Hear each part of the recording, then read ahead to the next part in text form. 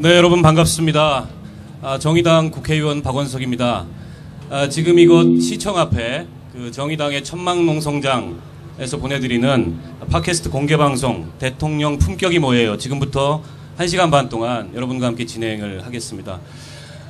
대통령의 품격에 대해서 국민들이 걱정하고 얘기해야 되는 지금 상황이 매우 안타깝습니다만 이렇게라도 대통령이 품격을 지키실 수 있도록 우리가 호소하는 심정으로 오늘 이 자리에 모였다는 말씀을 먼저 드리겠습니다.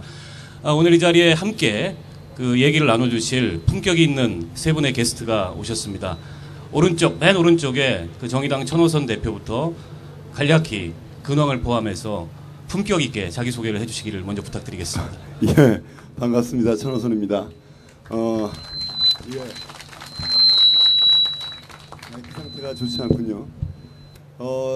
세 분의 품격 있는 사람이 나왔다고 박원석 의원님께서 말씀하셨는데, 우리 표창원 전 교수님은 품격 있는 보수를 주장하신 분이시고, 우리 노회찬 저희 정의당 전 대표님은 그 문화인을 자임하는 진보 정치인이십니다. 저는 품격은 별로 없습니다. 저를 그 품격의 반열에 끼워주신 걸 감사드립니다. 품격 없이 7일째 천막에서 그냥 노숙하면서 박근혜 대통령이 이번 국정원 선거 개입 사태에 대해서 결단할 것을 촉구하고 있습니다. 지금 이제 오늘 딱 일주일째입니다. 처음엔 매우 더워서 고생도 많이 했고요. 한낮에 여기 열기가 어지럽기까지 했었습니다. 그러나 제가 이 농성을 시작할 때 조만간 날씨가 시원해진다는 정보를 듣고 최종적인 결심을 했습니다. 마침 한 3일 전서부터 시원해지기 시작했고요. 내일은 비가 온답니다. 이 정도 상태라면 추석을 넘어서 크리스마스까지 갈 수 있을 자신이 있습니다. 박근혜 대통령이 감사합니다. 품격 있는 사과를 듣는 그날까지 끝까지 싸우겠습니다. 감사합니다. 자, 이어서 우리 오랜만에 얼굴 뵙는데요. 우리 노회찬 정의당 전 대표님 인사 말씀 부탁드립니다. 예, 안녕하십니까.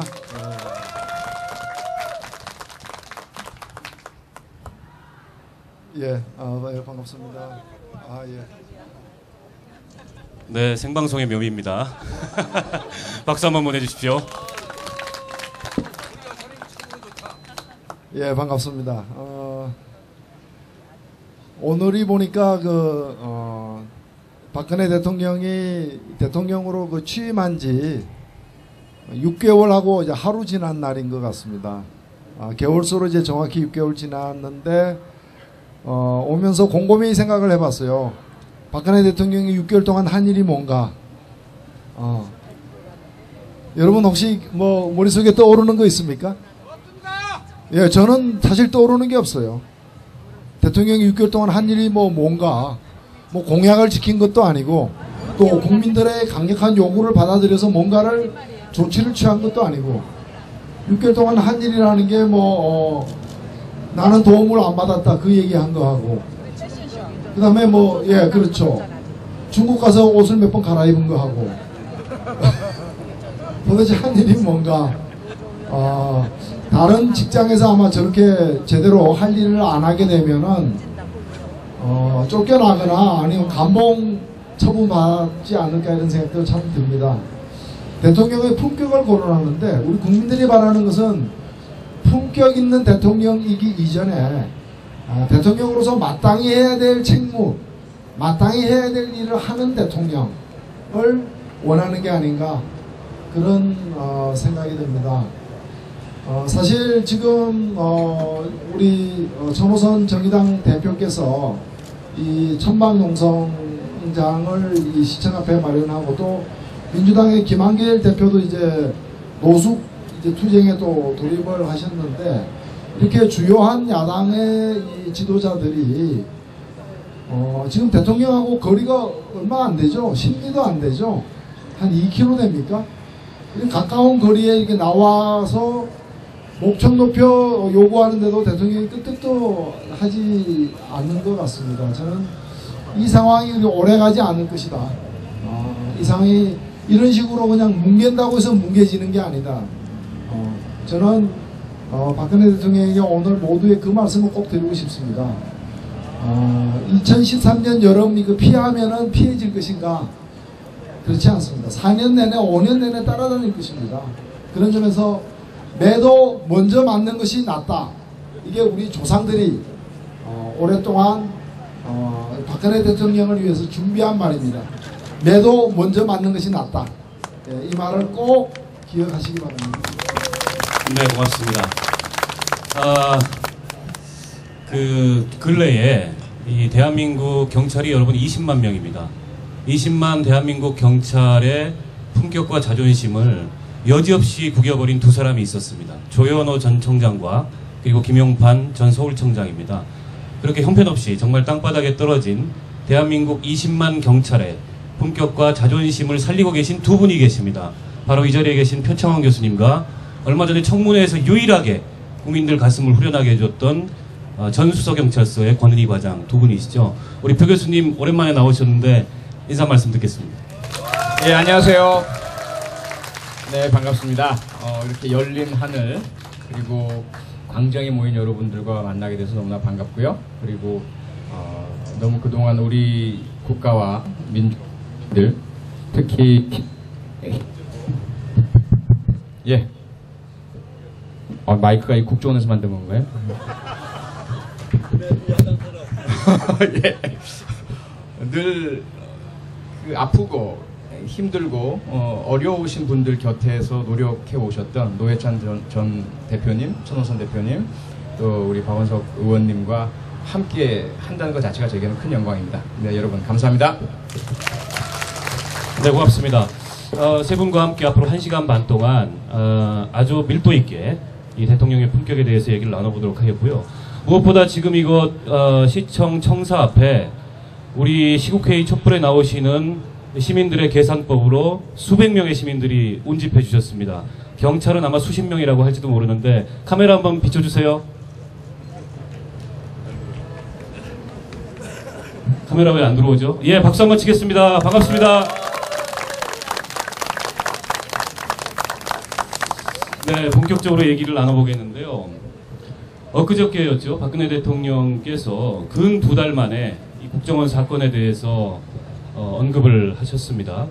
그동안에 시국회의가 주최하는 촛불 집회만 8차례 이곳 서울광장과 청계광장에서 열렸고 또 시민들이 자발적으로 진행한 촛불 집회까지 따진다면 셀 수 없는 그런 국민들의 목소리가 대통령을 향해서 또 청와대를 향해서 전달이 되었을 텐데도 불구하고 엊그저께 하신 말씀은 지난 2달 전에 비해서 전혀 진전된 상황인식을 보이지 않았습니다. 여전히 국정원으로부터 도움받은 것 없다.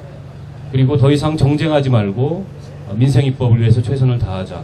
이렇게 말씀을 하셨는데 저는 좀 대단히 놀랍습니다. 사실은 대통령 뭐 하야하라 이런 구호가 나오는 것도 사실이지만 실제 국민들이 원하는 건 그런 것이 아니고 정부의 책임자답게 이 상황에 대해서 책임있게 입장을 표명하고 다시는 이런 불행한 사태가 재발되지 않도록 하는 그런 분명한 조치를 취해달라는 것일 겁니다. 그런데 검찰 수사가 이미 상당 부분 지난 대통령 선거에 국정원에 매우 의도적이고 조직적인 선거 개입이 있었다는 걸 밝혀냈고 그 당사자들을 기소해서 유죄를 입증해가고 있는 이 시점에 국정원으로부터 도움받은 것 없다라고 대통령이 말씀을 하신다면 검찰 수사가 잘못됐다고 얘기하는 것밖에 안 되는 그런 말씀이었다는 생각이 들고요. 이 국정원은 특정인을 위해서 사실은 선거에 개입해서 댓글을 달고 여론을 조작했는데 도움받은 사람은 없다고 얘기하고 대통령은 저렇게 말씀하시고 이 상황을 어떻게 봐야 될지 우리 좀 이 자리에 오신 품격 있는 게스트들께서 아주 예리하게 한 말씀씩 부탁을 좀 드리겠습니다. 반대로 이번에 우리 표 교수님부터 진행을 하겠습니다.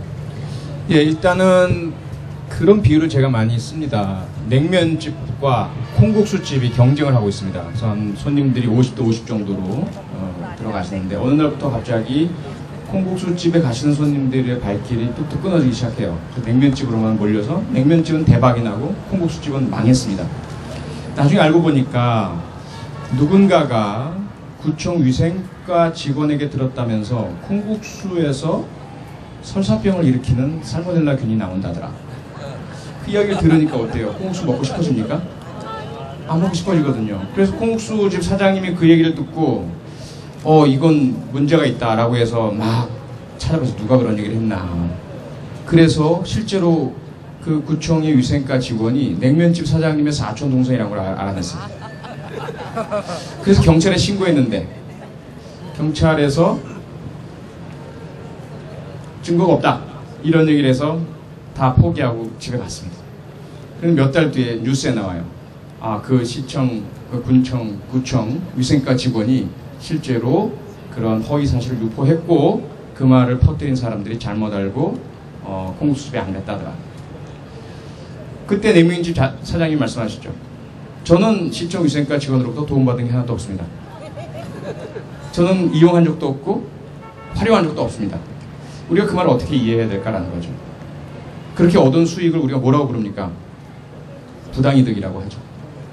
그런 부분들을 우리가 생각한다면 지금 대통령께서 하신 말씀은 상당히 우리 국민들의 가슴을 아프게 하시는 말씀 아닐까.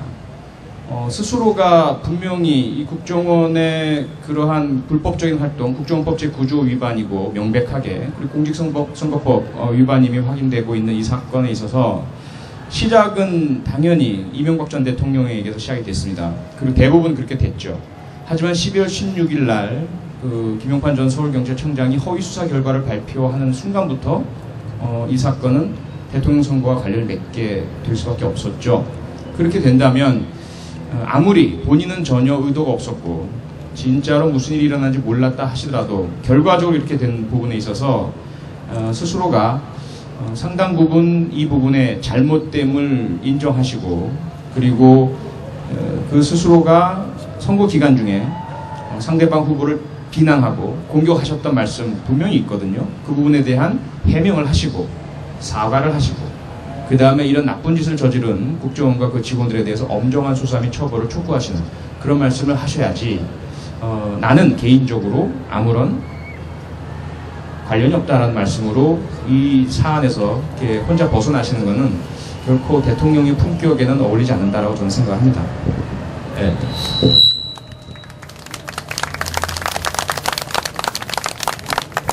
자, 그럼 우리 노 대표님, 이 국정원에 도움받은 적이 없다. 인터넷에 보니까는 유체이탈 화법이다. 이런 얘기도 나오는데 어떻게 상황을 보시는지 말씀 부탁드리겠습니다. 예, 지금 도움을 받았느냐 안 받았느냐 지금 그게 국민들이 요구하는 핵심은 사실 아니거든요. 연관은 되어 있습니다만은 도둑을 보고서 도둑이라고 소리 질렀는데 그 옆에 있는 사람이 나는 그 도둑질한 물건을 받지는 않았다. 뭐 누가 그걸 지금 물어봤습니까? 나는 박근혜 대통령이 현재 국민들이 무엇을 문제 삼고 있는지를 모르는 거냐 아니면 모른 채 하고 있는 거냐. 근데 모른다고 보면은 좀 그건 너무 심한 것 같아요. 본인에 대한 인격 모독이 되니까 모르지는 않을 것 같고 모른 채 하고 있는 게 아니냐. 그래서 더 큰 문제라고 보는데 만일에 작년 12월 17일에 문재인 후보가 대통령으로 당선되어서 지금 문재인 후보가 대통령인 상태에서 국정원 이 조직적으로 박근혜 후보를 위한 댓글 달기를 지난 선거에서 한 게 드러났다.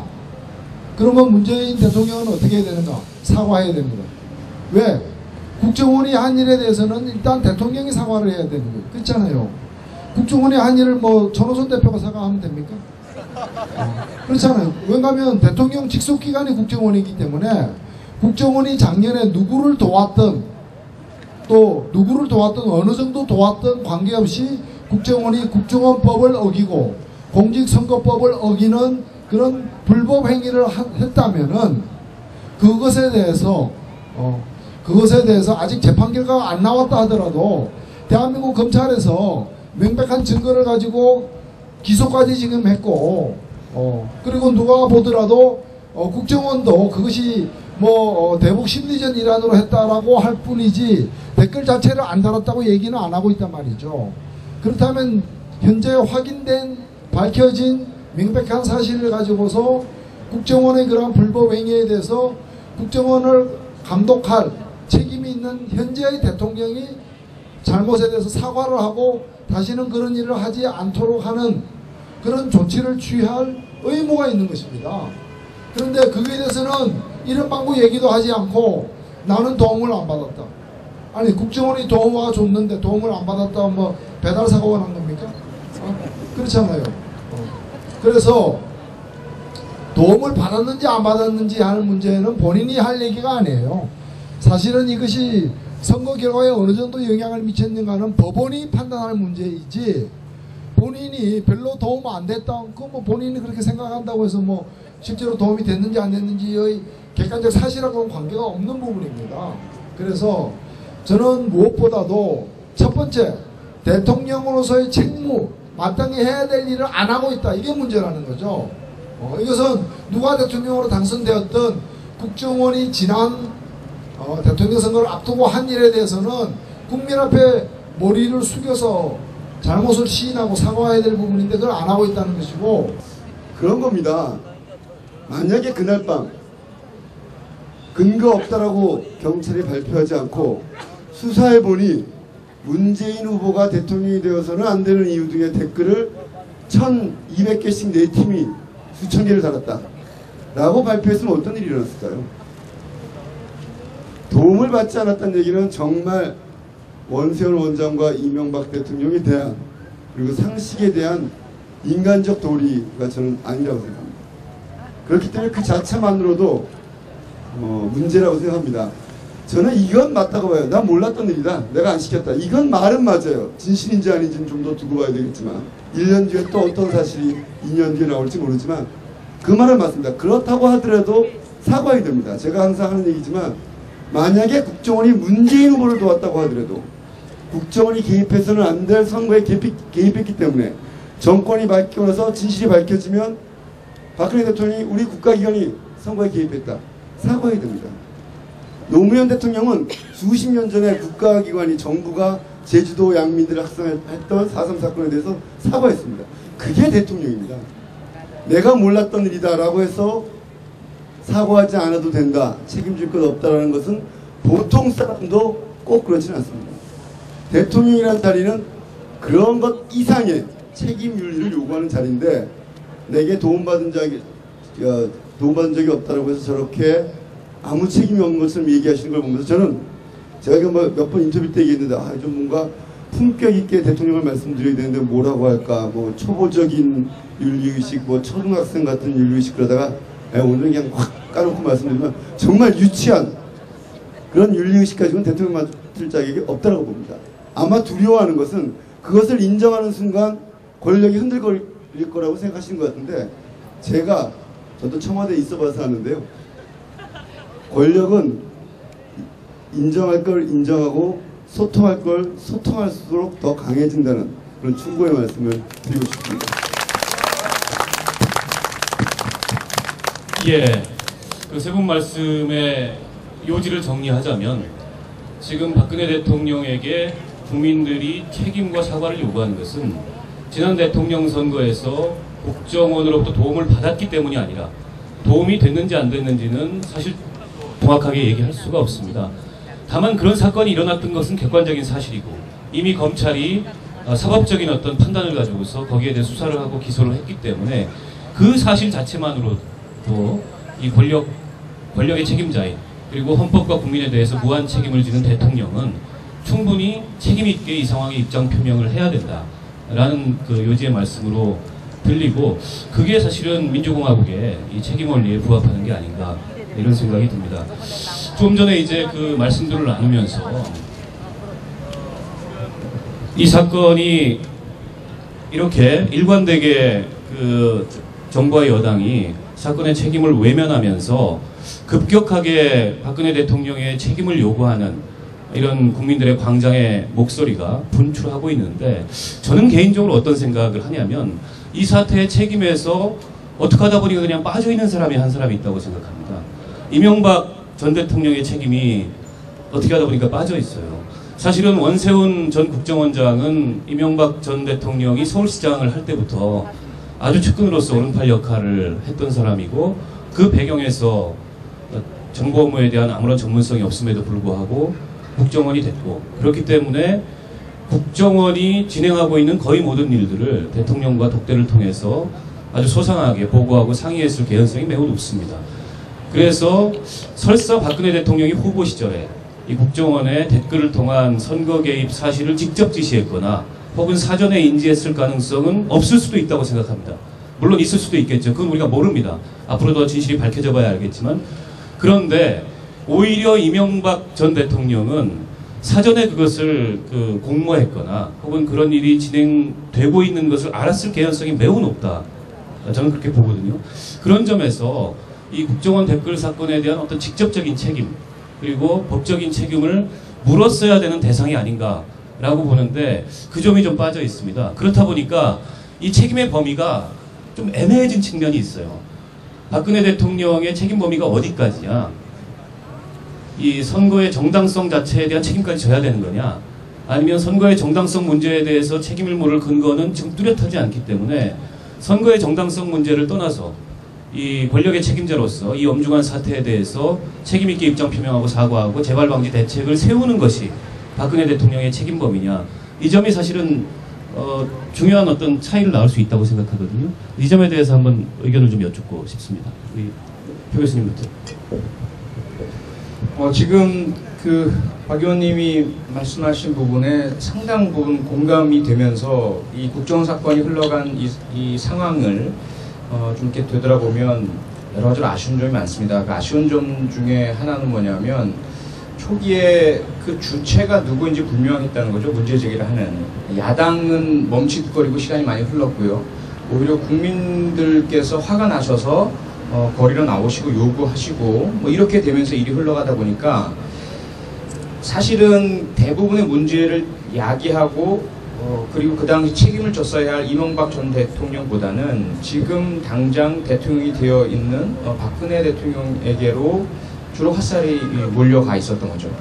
그렇다 보니까 차근차근히 이 사건의 진실을 드러내고 그래서 결과적으로 현 대통령이 무엇을 얼마나 알고 있었고 그래서 어떻게 얼마만큼이나 법적인 책임을 져야 하는지를 따져볼 수 있는 기회를 우리가 갖지를 못했습니다. 그게 저는 너무나 아쉽고요. 그래서 상대방 쪽에서는 정쟁이다. 이게 전 정권 문제인데 왜 현 정권에다가 책임을 묻느냐라는 그런 반격이 가능해지도록 되는 상황이 되었었고 그래서 그 부분이 저는 상당히 아쉽습니다. 하지만 그럼에도 불구하고 현 정권도 특히 박근혜 대통령도 스스로가 초래한 부분도 분명히 있으시다. 끊어내지 못했다는 거죠. 본인이 정말 이 사건으로부터 자유롭다면 더더욱이나 본인도 피해자임을 주장하시면서 이명박 전 대통령과 원세훈 전 국정원장의 책임을 철저하게 물어내고 진상을 철저하게 드러내고 밝히셔야 합니다. 했어야 합니다. 하지만 그 국민들의 야단이 너무 두려우셔가지고 이명박근혜라고 지칭하면서 전 정권의 문제를 오롯이 현 정권으로 물어내려는 그런 시민들의 어떤 목소리에 두려움을 느끼신 나머지 아예 이 사건에 진실에 접근하는 것 자체를 차단시켜버렸거든요. 들어오지 못하게 했습니다. 그래서 경찰이 수사하는 내내 어느 누구도 체포하지 않았고 제대로 된 압수수색 한 번 한 적도 없었고 4개월 지나면서 결국 여러분 다 아시지만 다음이나 네이버 같은 포털은 3개월 동안만 댓글 자료를 보관하도록 되어 있습니다. 3개월이 지나면 모두 다 자동 삭제가 되도록 되어 있어요. 그러면 경찰이 4개월 동안 압수수색하지 않으면서 지나온 시간 동안 당연히 다음 네이버 등의 포털에선 모든 댓글들이 자동적으로 다 삭제됐다는 이야기예요. 국정원 직원들이 스스로가 조직적으로 삭제한 것도 있지만 그런 부분들을 생각한다면 너무 참 아쉽다. 우리 측의 대응도 너무 좀 감정이 앞섰고 직접적으로 너무 지나치게 현직 대통령을 겨냥한 나머지 실체적 진실이 드러날 수 있는 기회를 많이 잃어버렸다. 반면에 박근혜 대통령 스스로도 억울한 점이 있으셨을 텐데 전 정권의 문제를 다 드러내고 그쪽으로 책임을 다 지게 만들고 본인은 명분상의 사과를 하시면서 마무리 지을 수 있는 그런 기회를 역시 대통령과 현 정부도 놓쳤다. 이런 점들이 저는 개인적으로 너무나 아쉽습니다.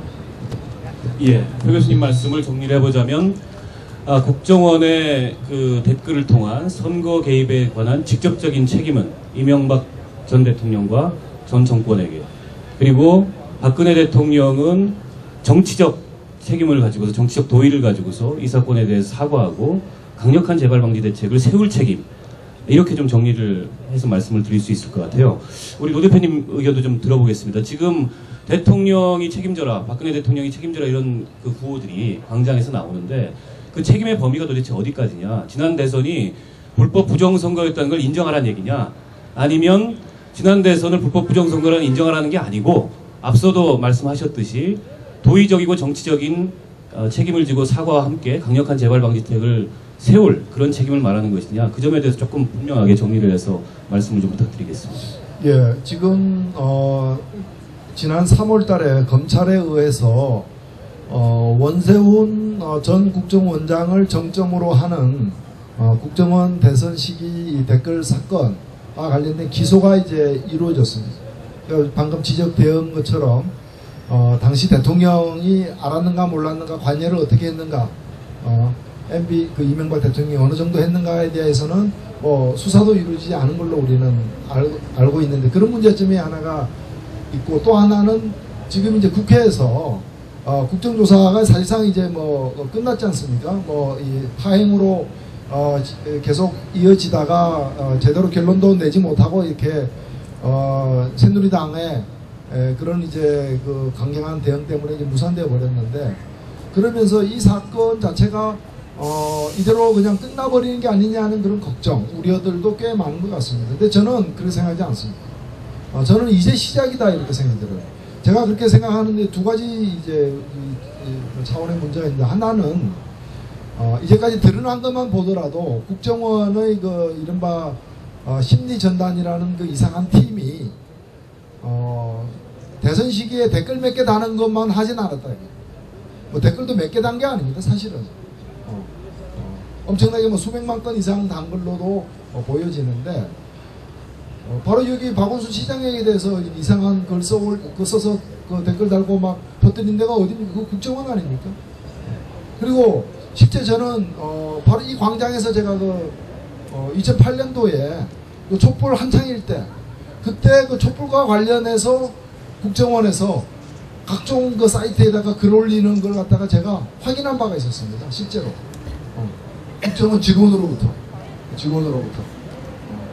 그래서 이것은 대선 시기에 대선과 관련된 댓글만 단 게 아니라 이명박 정부 집권 시기 내내 엄청난 이제 자신들의 그 정권 안보를 위한 활동으로서 대대적으로 활동을 해왔기 때문에 이것을 이명박 대통령이 몰랐을까? 저는 그게 강력한 의문을 사실 갖고 있고요. 또 하나는 뭐냐면은 지금 이제 초점이 국정원 댓글로 이렇게 집중되어 있습니다만은, 얼마 전에 확인된 것 중에 하나가 뭡니까? NLL과 관련된 남북 정상회담의 내용을 왜곡해가지고 그것을 대통령 선거 때 퍼뜨리면서 써먹은 게 누구였습니까? 그게 박근혜 후보의 캠프에 있는 주요한 분들이었고 정치인들이었고, 그 자료를 누구한테 받았습니까? 국정원에서 만든 이 8쪽짜리 발췌본을 포함한 그 왜곡된 자료를 그 청와대에 근무하던 그 모 씨 등을 통해서 사실 받은 거 아닙니까? 그 청와대와 박근혜 캠프의 커넥션, 그리고 그게는 국정원이 연관되어 있는 거죠. 이런 부분들이 아직까지 본격적으로 파헤쳐지지 않고 있다. 그래서 저는 이것이 앞으로 남은 박근혜 정부의 재임 기간만이 아니라 그 이후까지 이건 제대로 밝혀질 때까지 갈 거라고요. 우리가 70년, 80년 전에 일제가 어떻게 이 나라를 갖다가 집어삼켰는가, 강점했는가 하는 것도 70년, 80년 지난 후에도 과거사 청산위원회를 만들어서 다 조사하고 누가 그때 잘못했는가를 다 따지지 않았습니까? 저는 그런 일이라고, 그런 성격의 일이라고 저는 생각을 하기 때문에 이제 시작이다. 이거 그냥 대충 문경은 넘어간 데서 덮여질 문제가 아니다. 그래서 이 부분에는 이명박 정부가 어떻게 실제로 당시 이명박 대통령이 어떻게 가담했는가 하는 문제와 박근혜 선거 캠프가 어떻게 이와 연관되어 있는가 하는 문제가 앞으로 더 파헤쳐져야 한다 이렇게 생각하고, 그에 따라서 현재의 대통령이 져야 될 책임도 규명이 될 거다. 지금까지 나타난 것만 갖고 우리가 일단 대통령은 사과만 하면 된다라거나 선거는 정당하다, 이렇게 그냥 쉽게 그냥 넘어갈 문제는 아니라 저는 그렇게 생각합니다. 예. 여전히 이 사건이 초반전이고 앞으로 더 드러나야 될 것들이 굉장히 많이 있고, 그에 따라서 이제 책임의 범위도 정해지게 될 거기 때문에 너무 성급히 이 사건에 대해서 혹은 대통령이나 이 정권의 책임에 대해서 지금 결론을 내릴 때는 아니다 이 말씀이었고요. 우리 천 대표님 의견 좀 들어보겠습니다. 예, 저는 뭐 조금 전에도 말씀을 드렸지만 작년 대통령 선거 때 있었던 국정원의 범죄 사건에 대한 직접적 연루 여부만 가지고 책임을 묻는다. 유치한 대통령한테 그럴 수 있습니다. 그러나 품격 있는 대통령은 그러는 것이 아니다라는 말씀을 계속 드리는데, 지금 박근혜 대통령이 국정원 문제를 저렇게 덮고 넘어간다면, 게다가 남재준 원장의 NLL 원문 공개는 이게 하나의 사건입니다.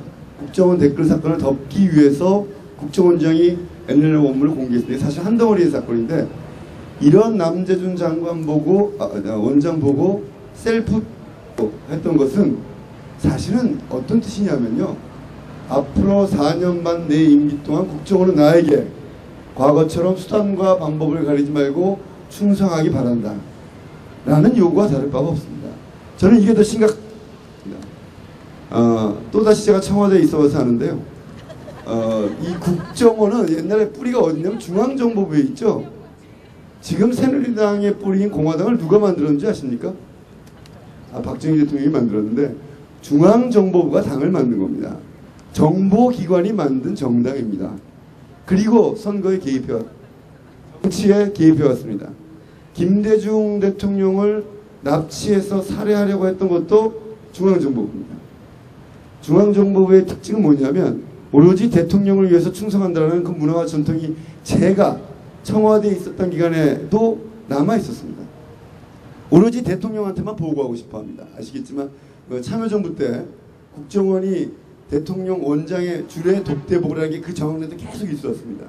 그걸 노무현 대통령이 받지 않겠다고 했습니다. 그러니까 국정원 전체의 사기가 엄청나게 떨어진다고 난리가 났어요. 그래서 나중에 국정원장과 독대를 하시는 게 아니라 비서실장과 민정수석이 참여해서 국정원의 기능 살려주자라고 해서 면담을 했지만 실제로 독대를 하지 않았습니다. 왜 독대를 하지 않았냐? 독대 때에는 과거에 불법적으로 확보한 또는 직접 국정원의 본래의 국가이익 수호 관련된 임무가 아닌 정치정보, 야당과 정치적 반대자들의 비리에 관한 정보, 이런 것들을 보고했다라고 거의 확실시되기 때문에 그걸 안 했던 거죠.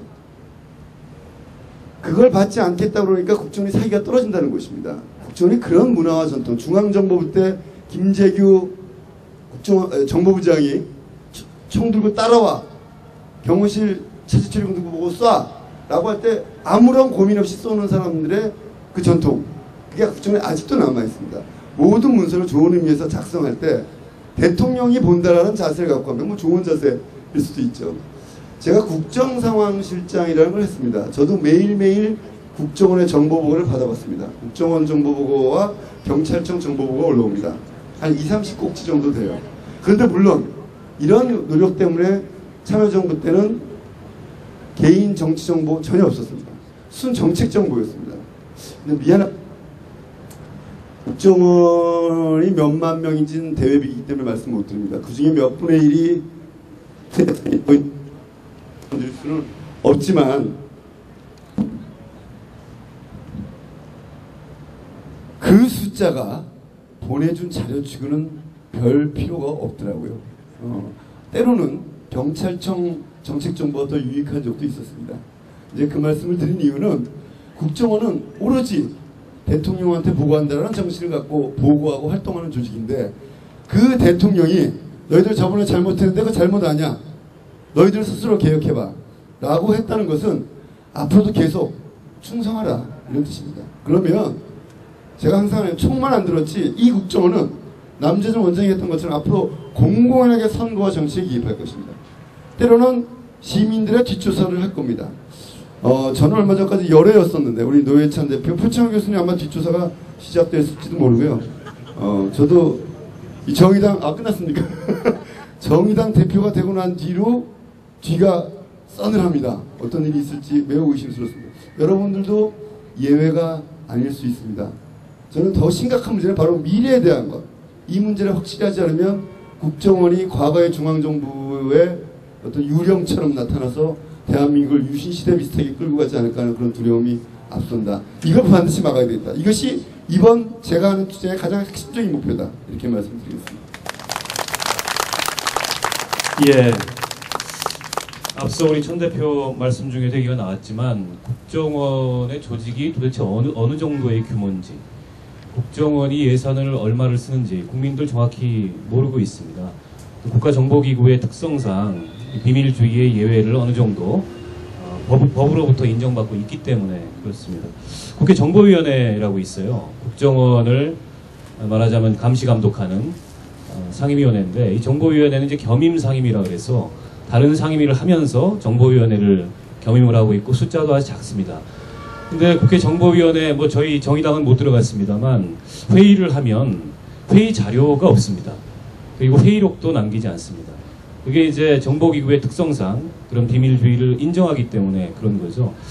어떻게 보면 법에 의해서 굉장히 막강한 권한을 국정원이 갖고 있는데, 이번 댓글 사건에서 나타났듯이, 그리고 과거에 정보기구의 부정적인 그런 전력들에서 나타났듯이 본연의 임무인 국가 안보를 위한 정보 업무보다 이 국내 정치에 개입하고 권력자의 정치적 반대자들을 감시하고 사찰하는 그런 역할을 더 많이 해왔던 것이 사실상 국정원이 아닌가 이런 생각이 들고요.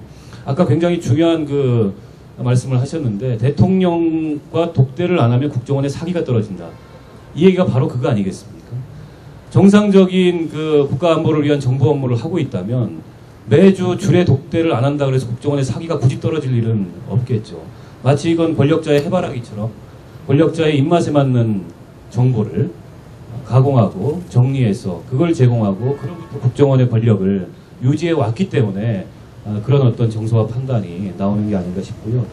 지금 국회에 국정원법 개혁안들이 여러 개 나와 있고, 저희 정의당에서도 조만간 국정원법 전면 개혁안을 발의할 예정입니다. 지난 17대 국회에서 노회찬 의원님이 발의하셨던 법안을 좀 보완을 해서 제가 대표 발의를 할 예정인데, 저희 정의당이 대표 발의할 법안은 국정원이 국내 정보 업무로부터 완전히 손을 떼게 하고 본연의 역할인 국가안보를 위한 해외 정보 업무만, 대외 정보 업무만 담당하도록 하는, 그래서 명칭도 국가정보원이 아닌 해외정보원으로 변경하는 그런 법안을 준비하고 있다는 말씀을 소개를 드리겠습니다. 다음 주제로 좀 넘어가 보겠습니다. 그 NLL 이 논란, 그리고 그에 따른 이제 사초 실종, 이게 사실은 국정원의 선거 개입하고 다 한 덩어리입니다. 근데 굳이 이걸 분리해서 그거는 국정원 사건과 관계가 없다 라고 지금 새누리당이 주장하는 바람에, 사실은 국정조사 대상에서도 그것은 제외가 된 것이 사실이고요. 또 권영세 주중대사, 그리고 김무성 현 새누리당 의원, 당시에 이제 선거운동 본부장이었습니다. 녹취록과 그 부산에서의 유세를 통해서 사실은 국정원이 그 짜집기하고 편집한 그 NLL 대화록의 일부가 이미 사전에 누설이 됐고, 그게 대선 때 NLL 논란을 일으켰고 이 사초 실종 논란까지 쭉 연결이 돼 있는데요.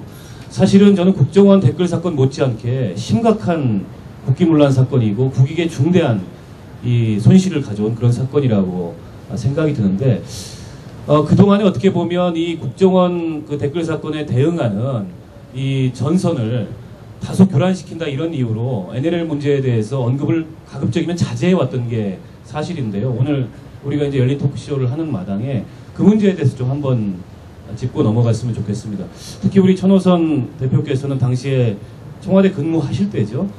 예, 평양에 갔습니다. 네, 그렇기 때문에 이 문제에 할 말씀도 많으실 것 같은데 말씀을 좀 부탁드리겠습니다. 저는 길게 말씀드릴 건 없을 것 같고요. NLL을 팔아먹었다라는 일부의 주장이 사실이 아니라는 건 드러났죠. 이제는 국민들 안 믿는 것 같아요. 그죠? 이제 그거는 그들이 기도했던 의도가 실패했다 이렇게 볼 수 있습니다. 그런데 지금 실종 논란 문제만 제가 한 말씀 드릴게요. 무슨 얘기냐면요, 14 정상회담에 발췌록이 있었었는데 이것을 국정원이 풀어서 국정원이 보유했다. 그런데 대통령 기록물 속에 찾아보니까 그것이 없더라. 이게 요지잖아요.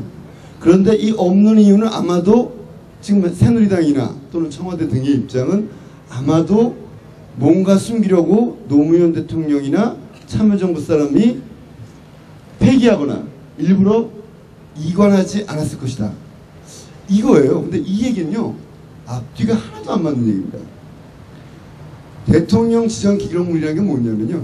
그걸 현직 대통령, 현직 청와대가 정합니다. 이건 15년, 이건 30년이고 정하면 기준이 없어요, 사실은. 15년 동안, 30년 동안 어느 누구도 열어볼 수 없습니다. 현직 그 당시의 대통령 말고는. 국회가 3분의 2 이상 의결하지 않고는 절대 열어볼 수가 없습니다. 국정원한테 이것을 발췌록을 하라고 노무현 대통령이 지시했던 이유는 뭐냐면, 그렇게 이관만 시켜놓으면 당선 확정되어 있는 이명박 대통령이 볼 수 없기 때문에, 당시 당선자가 볼 수 없기 때문에, 이명박 대통령이 비록 다른 당의 후보지만 당선됐지만 남북관계를 풀어나가기 위해서 김정일 위원장과 내가 이런 대화를 나눴던 걸 있는 그대로 보고 참고하시라 라고 해서 국정원에서 녹취한 걸 풀어서 발췌록을 갖고 있으라는 얘기였습니다. 이미 그건 공개한다는 얘기입니다.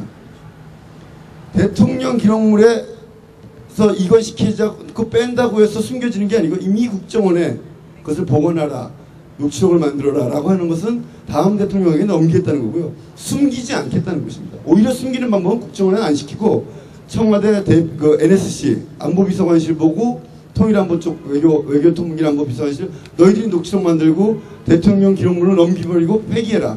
그러면 정말 숨기는 방법이 됩니다. 그래서 지금 이 없어진 것이 노무현 대통령이나 참여정부의 의도에 의한 것이다라는 것은 앞뒤가 맞지 않는 얘기다. 노무현 대통령 오히려 복원할 건 복원하더라도 적어도 다음 대통령이 볼 수 있긴 해주자라는 깊은 배려 속에서 나왔던 것이죠. 그런데 이것을 마치 누군가 전 정부가 숨긴 것처럼 하고 있는 것 자체도 굉장히 그럴듯해 보이지만 사실은 엉터리 논리다라는 겁니다. 물론 이게 왜 사라졌는 건지 못 찾았는지는 알 수가 없습니다. 저도 그 부분은 객관적으로 조사해야 된다고 보지만 이것이 뭐 노무현 대통령의 의도였다라고 얘기하는 것은 앞뒤가 맞지 않는 일이라는 것만 밝혀두고자 합니다. 예. 이어서 우리 오 대표님. 예.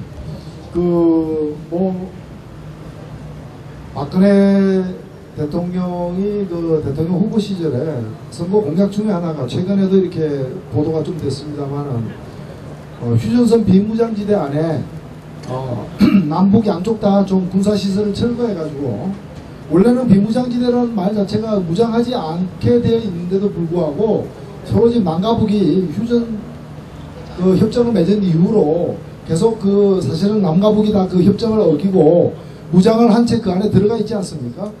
들어가 있는데 이걸 갖다가 일정한 지역을 정해가지고 남과 북이 다 비무장으로 물러서가지고 그 빈 공간을 평화공원으로 만들자라는 게 박근혜 후보의 당시의 그 공약 중에 하나였습니다. 노무현 대통령이 NLL 문제를 언급하게 된 것도 그걸로 자꾸 서로 싸우고 이런 일들이 자꾸 이제 벌어지기 때문에 여기다가 서로 물러서 가지고 공동 노로구역을 만들어서 서로 고기를 잡으면 좋지 않겠느냐라는 제안을 한 거니까 거의 뭐 박근혜 대통령이 한 공약이랑 성격이 같은 거다 저는 보입니다. 그러니까 이걸 NLL을 팔아 넘긴 거다. 그 얘기하려면 그러면 박근혜 후보는 휴전선 팔아 넘긴 게 되는 겁니다. 똑같은 거예요 이게 사실은. 그러니까 이거는 요거를 넘어갈 이 얘기는 아니에요 이거는. 그리고 뭐 우리가 굳이 뭐 변명할 이유도 없어요 이거는 좋은 제안인 거예요. 좋은 제안. 좋은 제안인 건데 이걸 가지고 이 이명박 정부에서 이걸 이제 당시에 안기부에서 국정원에서 이걸 8페이지짜리 발췌록을 만드는 과정에서 굉장히 왜곡했어요. 제가 그 8페이지짜리 그 읽어보고 야 이거 문제가 있겠다 싶었는데 전문을 읽어보니까 아무 문제가 없겠구나. 그걸 깨달은 것처럼 이 8페이지짜리 이걸 가지고서 과거에 종부세 부동산 가격이 그렇게 오르고 부동산 가격 상승으로 이익 보는 투기 세력들이 늘어나니까 종합부동산세를 갖다가 노무현 정부 때 만든 게 정당한 세금 제도를 갖다 개선한 건데 이걸 가지고 세금 폭탄 온 국민 다 죽는다 막 이런 식으로 거짓 선동을 한 것처럼 이 NLL 문제 가지고 다가오는 선거에서 악용을 하겠다고 작심을 했는데 이 작심하는 과정에 제가 볼 때는 이건 자료를 갖고 있는 거는 이명박 정부 측이고 자료를 건네받아 가지고 악용하는 것은 박근혜 후보 측이기 때문에 양쪽에 커넥션이 분명히 있었다라고 이렇게 저는 생각을 하는 겁니다. 하는 거고 그래서 이거와 관련해서는 저는 제가 참여정부 때는 야당으로서 또 참여정부 비판하는데 앞장선 사람이긴 하지만 참여정부나 노무현 대통령이나 이런 분들이 현재 민주당이라거나 이런 사람들이 전혀 꿀릴 이유가 없다. 저는 하등 잘못된 것도 없다. 이걸 악용한 세력들이 자기들이 악용한 걸 갖다가 대선 때 이렇게 재미를 본 거죠, 실제로. 근데 이제 와서 그게 드러날 것 같으니까 다시 또 이걸 가지고 NLL에 무슨 문제 있는 것처럼 NLL 어디 없어졌습니까? 그대로 있잖아요. NLL도 그대로 있고 NLL 밑에 물고기들도 다 그대로 있습니다, 지금. 아무것도 변한 게 없어요. 근데 마치 그게 무슨 팔아 넘겨진 것처럼 그 얘기를 그리고 당시에 국방부 장관 회담이 14 남북 정상회담에 이어서 열렸지만 그때 우리 첫 국방부 장관 그 회담으로 간 김장수 당시 장관이 그 가서 뭐 했습니까? 대통령이 그걸 팔아넘겼다면은 팔아넘기는 게 뭐 했어요? 안 팔아넘겼다는 걸 갖다가 증명한 사람 아닙니까? 그래서 저는 이런 문제들에 대해서 좀 제가 볼 때는 아까 그 국정원 문제도 마찬가지예요.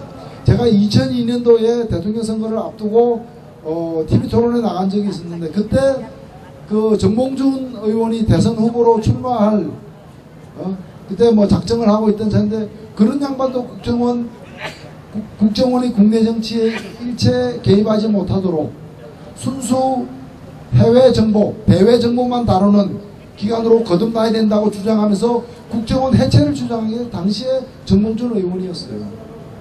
지금 저는 새누리당 안에 그 솔직히 소장 파는 사람들은 뭐 하는 사람들이며 제가 일일이 검명은 하지 않겠습니다만은 예?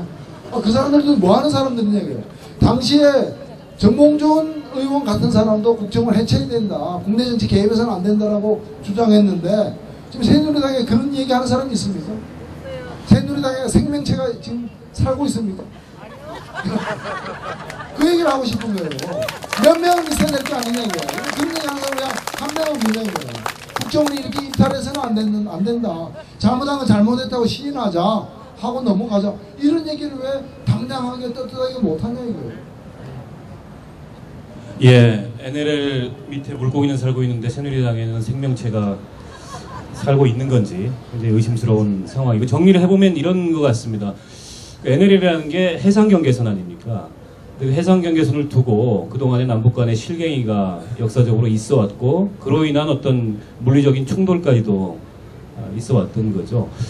그 지난 대선 때 새누리당은 그 해상경계선을 남북 정상회담에서 북이 원하는 해상경계선으로 후퇴할 것을 노무현 대통령이 합의해줬다. 이렇게 사실을 왜곡했는데 그게 아니고 제가 그 NLL 관련된 당시 노무현 대통령의 구상을 곰곰이 들여다보니까 이게 선이 아닌 면으로 개념을 바꿔서 이걸 남북이 평화적으로 공동 관리하는 그런 평화수역으로 만들자라는 제안이었습니다. 그렇기 때문에 본질적으로 새누리당이 왜곡해서 주장하는 것과는 전혀 다른 차원의 그런 구상이었고 그건 아까 우리 노회찬 대표께서 말씀하셨듯이 좋은 구상이었고 지금도 여전히 전 유효한 구상이라고 생각합니다. 그런데 이제 문제는 이번 그 국정원 댓글 논란 사건에서 새롭게 불거진 쟁점이 아니고 이미 지난 대통령 선거에서 이 문제를 들고 나왔습니다. 당시에 정문원 의원이 남북정상회담 14선언 그 맺을 때 그 회담에서 NLL을 포기했다. 노무현 대통령이.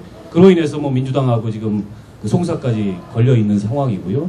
그리고 그 뒤로 밝혀진 사실들을 보면 권영세 그 주중대사가 당시에 어떤 자리에서 NLL 관련해서 발언됐던 녹취록이 공개가 되고 있는 상황이고 김무성 의원이 부산에서 했던 유세는 국정원이 그 각색해서 제출한 8쪽짜리 문건을 거의 한자도 틀리지 않게 유세 때 얘기를 했기 때문에 이미 정치적으로 이걸 가지고서 당시에 기밀이라고 지정되어 있는 대통령 기록물이니 아니니 지금 논란이 있긴 하지만 남북 정상대화록의 내용을 왜곡해서 발췌해서 이미 선거에 이용했다는 거죠. 그런 점에서 저는 당시에 박근혜 캠프가 그리고 혹은 박근혜 대통령 후보가 이미 이 사실을 알고 의도적이고 고의적으로 이용하지 않았나라는 합리적 의심을 충분히 해볼 수 있다고 생각하고 그렇기 때문에 국정원 댓글 사건과 별개로 이 문제에 대해서는 분명한 진실규명과 수사가 이루어져야 된다 이렇게 생각을 합니다. 우리 표 교수님 의견 좀 여쭙겠습니다. 네, 저는 간단하게 이제 3가지 문제만 지적하고자 합니다. 이 NLL 관련 논란에 있어서 특히 보수 또는 안보, 국익의 차원에서 심각한 3가지 문제가 있는데요. 하나는 뭐냐면 결국 대통령 선거에서 자기의 상대방 편, 하지만 같은 민족이고 같은 국민이고 같은 국가 일원인 동생 같은 야당을 흠집내고 야당에게 이기기 위해서 국익을 팔아먹은 거 아니냐는 거죠. 가만히 있어도 지금 우리 것인 NLL을 우리 거 아니라고 주장하는 거 아닙니까? 우리 전직 대통령이 NLL 북한에 양보했어, 북한에게 줬어, 북한에 팔아먹었어 라고 우리 내부에서 자꾸 이야기함으로써 누가 유리해집니까? 북한밖에 없거든요. 이런 일을 왜 도대체 흔히 애국보수라고 자칭하는 분들이 스스로가 우리 국가에 백해무익하고 우리 영토를 적인 북한에 넘겨줄 수 있는 이런 위험한 발언을 했을까? 너무나 잘못됐다. 결국은 같은 그 동생이 미워서 동생한테 해를 끼치기 위해서 집안 망하게 하는 행동을 새누리당과 전현 정권 한 겁니다. 이게 가장 큰 문제고요. 두 번째 문제는 이 기밀 유출의 문제죠. 이건 뭐 여러 차례 나왔지만 미국의 월스트리트 저널 같은 그 신문에서는 대한민국에서는 대단히 희한하게도 국가정보기관이 국가 기밀을 유출한다. 지금 뭐 위키리크스라는 그 국제적인 기밀 유출 기관이 상당한 논란을 일으키고 있는데 어느 나라에서도 이런 일은 없거든요. 국가 기밀을 지키고 철저히 꽁꽁 감싸 안아야 할 국가정보원이 오히려 국가 기밀을 남북 정상회담의 대화 내용들을 공개하고 있어요. 이건 정말 다른 시각이 아니라 보수적 시각, 국익적 시각, 애국적 시각에서 봤을 때 도저히 용납할 수 없는 행동입니다. 그래서 남지준 원장은 절대로 국가정보원장 자리에 하루라도 더 있으면 안 됩니다.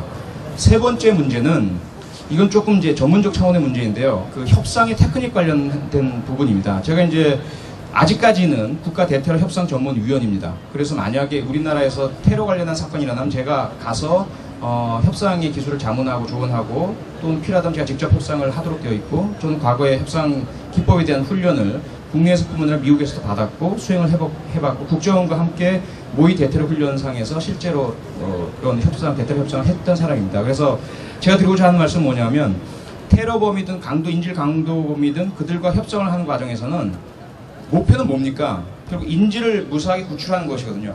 인질을 무사하게 구출하기 위해서는 테러범을 칭찬도 할 수 있습니다. 너 정말 잘생겼다, 멋있다. 너 정말 좋은 사람인 것 같다. 근데 왜 이러니? 우리 신사답게 하자. 불쌍하고 아픈 노약자부터 보내달라. 넌 정말 그렇게 하면 내가 너를 존경할 것 같아. 이런 얘기 저는 수도 없이 하거든요. 예를 들어 노무현 대통령이 김정일과 이야기를 할 때 야 김정일 위원장 다시 참 멋있는 사람이야 좋은 사람이야 라고 한다고 해서 그것만 딱 발췌해서 우리 대통령이 김정일 위원장에게 저잣을 보였다. 말도 안 되는 이야기란 거죠. 협상의 협조도 모르는 사람이고 그런 말조차 해서는 안 되는 것이고 국가 원수 간의 평화라는 궁극적인 목적 달성을 위해서 그 사이에서 했던 수없이 많은 말들을 공개하는 것 자체가 안 되는 것이고 그걸 빌미로 삼아서 그 사람의 인격을 공격하는 것은 절대로 이것은 저희 경찰 전문가 입장에서 봤을 때는 넌센스고 무식하고 도저히 국가 운영의 어떤 한 축이라도 담당해서는 안 될 사람들입니다. 조금 더 보완. 제가 우리 표 교수님 말씀 들으니까 생각나는 게 있어서 간단하게 좀 추가를 하고자 하는데요. 이명박 정부는 그 5년 내내 사실은 북한하고 이렇게 대립하고 갈등을 많이 빚어왔습니다. 그래서 김대중 대통령과 참여정부 시절에 그나마 이렇게 진전된 남북관계를 많이 후퇴시키기도 사실 했습니다. 이게 이명박 정부의 죄가 중에 하나인데 실은 그러면서도 이 정부가 하도 우리 국민들에게 인기도 없고 그러니까 당시에 이명박 정부 말기에 남북 정상회담을 하기 위해서 이명박 정부의 현직 장관 두 사람이 싱가포르에 가서 북한 측 그 주요 인사들을 만났어요. 만나가지고 이쪽에서 제안한 게 뭔가면은 연속 3차례 정상회담을 하자. 그 제안을 몰래 했습니다. 그리고 그 제안을 그 사람들이 관철시키기 위해 가지고 그 북한 측 그 관료들에게 거액의 돈을 갖다가 뇌물로 주다가 그 사람들이 거부하는 바람에 이게 공개가 돼버렸어요. 저는 그 돈 주려고 했던 사람들 다 잡아가 국가보안법으로 집어넣어야 된다고 생각합니다. 그렇지 않아요? 이렇게 앞뒤가 다르게 해서는 안 된다는 거. 오히려 당당하게 만나가지고 남북 평화와 진전을 위해서 정식으로 제안을 하는 게 더 낫지.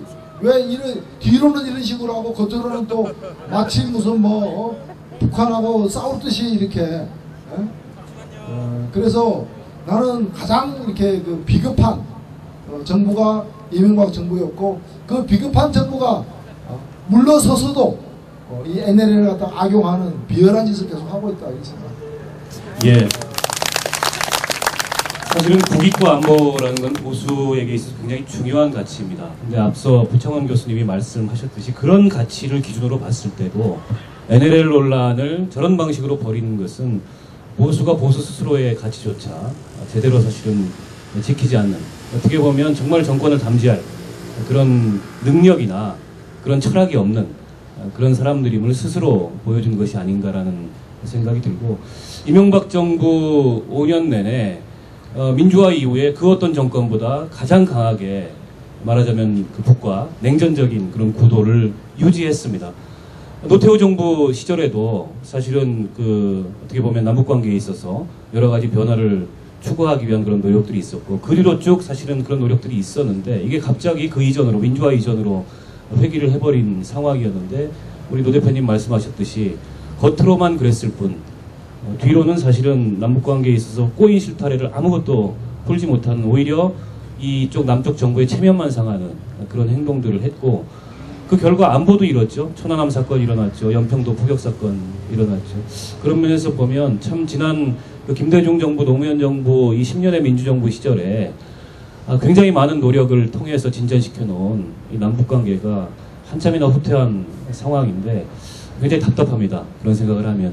이 정부에서 지금 뭐 신뢰 프로세스 얘기를 하는데 그걸 단기간의 목적으로 정치적으로 이용하려는 것이 아니고 실질적으로 얼마나 남북 관계의 평화적인 회복과 정착의 결과로 나타날지 한번 지켜봐야 될 것 같습니다. 박근혜 대통령이 엊그저께 국정원으로부터 도움받은 거 없다라고 말씀하시면서 이제는 민생 챙기자 이런 얘기를 하셨어요. 민생 챙기자는 건 좋은 얘기인데 근데 과연 이 민생이라는 것이 지금 어디로 어떻게 흘러가고 있는지에 대해서 우리가 얘기 안 해보지 않을 수 없습니다. 대통령 선거 끝난 지 6개월밖에 안 됐는데 벌써 공약 후퇴 논란이 여러 사안을 둘러싸고 나오고 있습니다. 우리 어르신들 연금 문제도 그렇죠. 또 보육 문제도 그렇죠. 경제민주화 시대정신이라 그러고 그 시대정신의 담지자인 것처럼 박근혜 대통령과 새누리당이 지난 대통령 선거에서 캠페인을 굉장히 세게 했는데 경제민주화 벌써 끝난 거 아니냐, 이런 얘기가, 그런 회의가 여권 내부에서조차 나오고 있는 상황이고, 복지공약 이행을 위해서 135조 원이라는 재원이 필요한데 불가피하게 사실은 증세를 해야 될 상황입니다. 그럼에도 불구하고 이번 세제 개편안을 보면 부자 재벌들에게는 여전히 대단히 관대하고 그 부담을 서민과 중산층들에게만 전가시키는 대단히 어떻게 보면 잘못된 그런 세제 개편안을 내놓고 있습니다.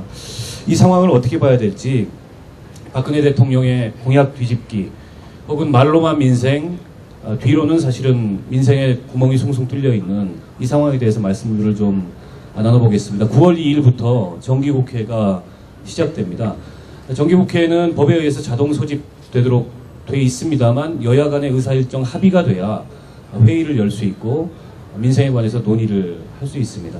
그래서 민생을 지금 이 상황을, 국정원 사건으로 빚어진 이 상황을 덮기 위한 그런 어떤 정치적인 수사로 사용할 게 아니고 민주주의 회복의 문제에 대해서 진정성을 보이고, 그리고 여야가 정말 민생을 위해서 머리를 맞댈 수 있는 그런 상황으로 전 발전해 나가야 된다고 생각하는데, 지금 빚어지고 있는 이 공약 후퇴 논란, 특히 지난번에 나왔던 이 세제 개편안으로 논란이 불거진 이른바 증세 없는 복지, 여기에 대해서 오늘 이 자리에 참석하신 우리 패널들 말씀을 좀 들어보겠습니다.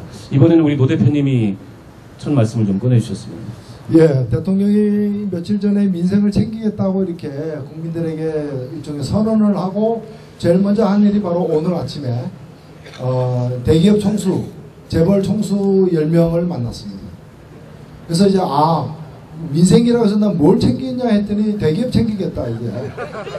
요즘 재벌들이 얼마나 고생이 많은가 뭐 이렇게 해서 재벌 총수들 챙기려고 했는데, 민생 챙기려면 10대 재벌 총수를 만날 게 아니라 저 쌍용차 해고자들, 저 현대차 비정규직 대표 뭐 이런 사람들 만나야 되는 거 아니에요? 그런데 얼마 전에 사실은 지난 6월 달에 박근혜 대통령이 대통령 선거 때 했던 공약 가계부를 발표했습니다. 그 공약을 제대로 지키겠다고 했는데 내용을 들여다보니까 일단 공약을 갖다가 다 지키는 게 아니라 135조 원어치만 지키겠다 이겁니다. 그러니까 공약을 많이 깎아가지고 다 못 지키니까 못 지킨다고 생각하고 깎아서 135조 원어치를 지키겠다. 그런데 돈을 그럼 135조를 만들어야 될 거 아니에요. 근데 실제로 돈 만들 계획을 보니까 135조를 못 만드는 거예요. 그 절반도 만들기 힘든 세금 계획을 지금 갖고 있는 겁니다. 그러니까 결혼하기 전에 금반지 해주겠다 해놓고 결혼하고 나니까 14K로 해주겠다. 근데 보니까 14K 금반지 살 돈도 지금 없는. 그래서 결국에는 저게 보나마나 은반지가 될 게 뻔하다. 지금 상황이 그렇게 되어 가고 있는 겁니다. 그래서 저희들 주장은 공약 다 안 지켜도 좋다. 135조 원어치라도 제대로 지켜라. 그 대신 돈은 확실하게 135조를 만들어라. 그러기 위해서는 부자들에게 세금을 더 걷거나 아니면 이명박 정부 때 부자들 세금 깎아준 거 그거라도 원상 회복시켜라. 그렇게 해서 135조 원어치라도 제대로 지켜라. 그러면 원래 공약보다 좀 그러니까 금반지는 14K로 전락한 거지만 그나마 봐주겠다. 이게 저희들 입장이라고 저는 생각을 하고 그런 점에서 정부가 마땅히 지금 해야 될 부분들을 안 하고 있다. 실제로 세금도 보면은 가난한 사람들에게 더 많이 세금을 사실은 걷고 있는 거 다름없습니다. 우리 국민들 중에 예를 들면 44%는 세금 한 푼 안 낸다? 이런 거 다 거짓말입니다. 여러분 자동차에 기름 넣어보세요.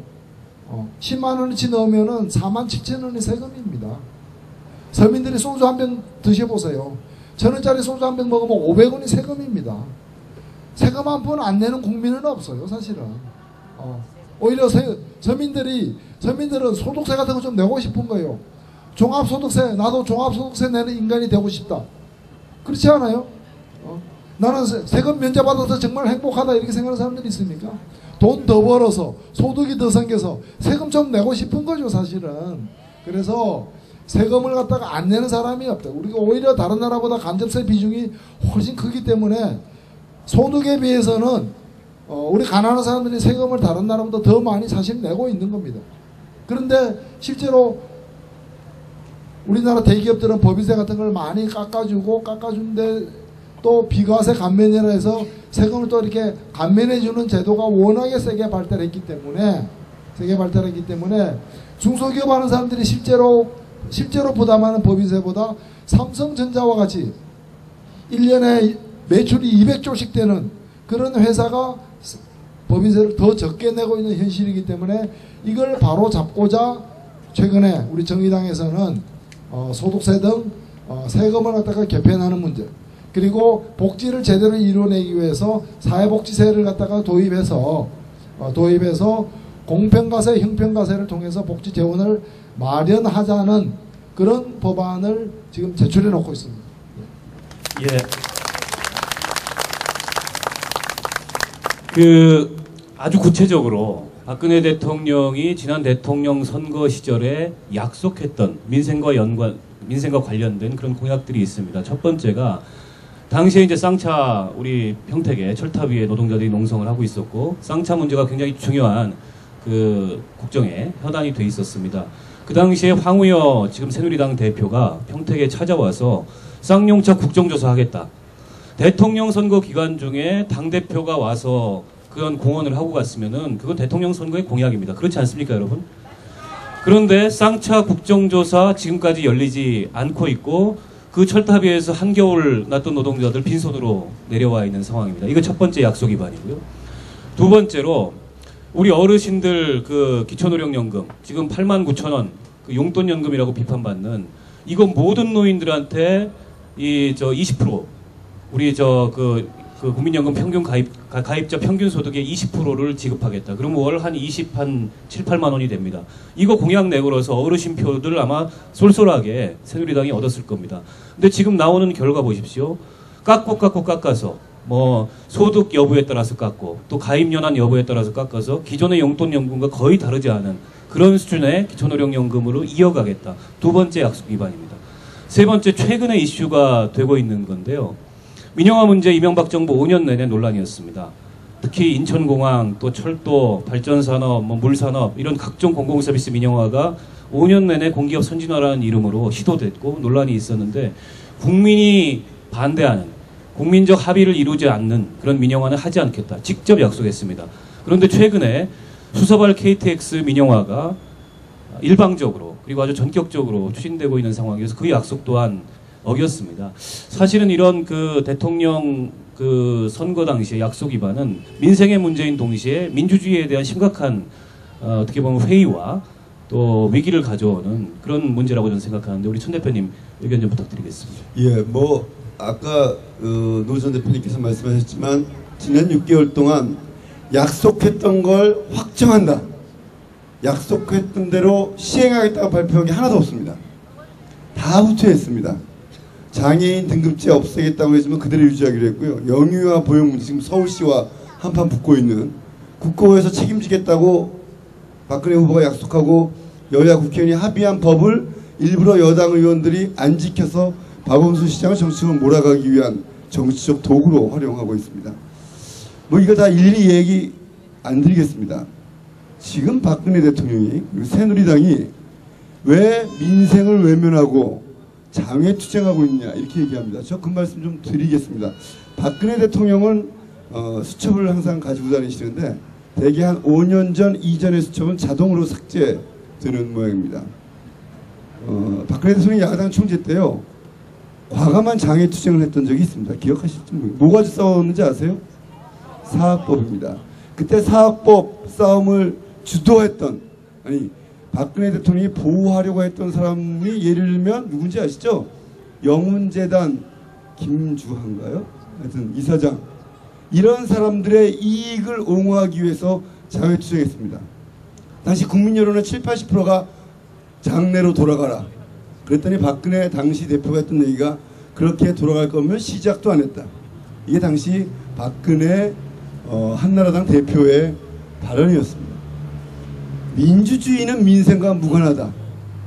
말도 안 되는 소리입니다. 민주주의가 뭡니까? 저는 간단하게 얘기해서 민주주의는 서민의 목소리를 크게 만드는 것. 민주주의가 없으면 다수 서민의 목소리가 소수 힘 있는 사람들의 목소리에 묻혀버리기 때문에 다수 서민의 목소리를 크게 만드는 것. 민주주의는 거창한 게 아니다. 바로 그것입니다. 그렇기 때문에 민주주의는 곧 민생인 것입니다. 그런데 박수 한번 쳐주세요. 저는 어떤 정책 하나하나는 항상 타협할 수 있다고 생각합니다. 서로 밀고 당기고 부족한 점이 있어 또는 예산이 모자라서 힘이 밀려서. 그러나 민주주의가 역행하는 건 타협할 수 없습니다. 왜냐하면 서민의 목소리 자체가 차단되기 때문입니다. 민생을 살릴 수 있는 뒷심 자체가 무너지기 때문입니다. 그래서 민주주의는 곧 민생입니다. 박근혜 대통령이 이 민주주의의 문제 가지고 얘기하자 야당이 그랬더니 회담을 하면서 민주주의 얘기 못한다. 국정원 얘기 못한다.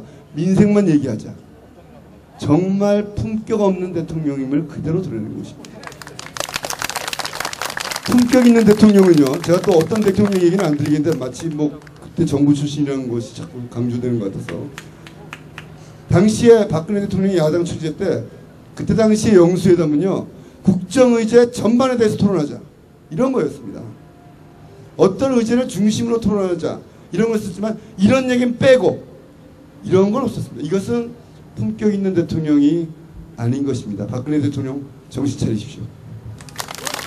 예, 우리 표 교수님 말씀도 이어듣겠습니다. 네, 역시 뭐 세 가지 차원 말씀을 드리겠는데요. 첫째로 정의를 논하지 않은 채 민생을 논하자 그거는 말이 안 되는 이야기라고 생각을 하고요. 왜 그러냐 하면 제가 주로 범죄 문제를 다루지 않습니까? 그런데 가정폭력, 성폭력, 강도 또 살인 피해를 입은 피해자한테 한 일주일, 2주일 지나고 나니까 이제 그거 다 잊어버리고 먹고 사는 거 집중하세요 라고 하게 된다면 그분들은 마음이 억울해서 살아갈 수가 없습니다. 그분들 마음속에는 그 나쁜 놈, 범죄 저지른 놈 찾아서 그들에게 엄정한 법의 심판을 내리고 그 다음에 전문적인 치료를 받아야 상처가 치료되는 것이거든요. 그런데 아직까지 범인도 안 잡고 이거 이제 잊으세요. 먹고 살아야지 않습니까? 라고 한다면 그게 도대체가 피해자에게 할 얘기입니까?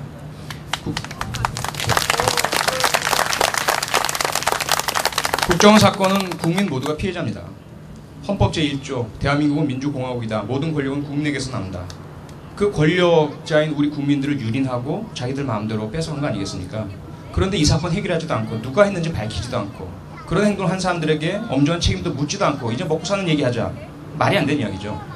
저 미국의 워싱턴 DC 수도에 가면은요 연방정부 청사가 있는데 거기 법무부 건물에 이런 글씨가 새겨져 있습니다. Justice alone sustains society.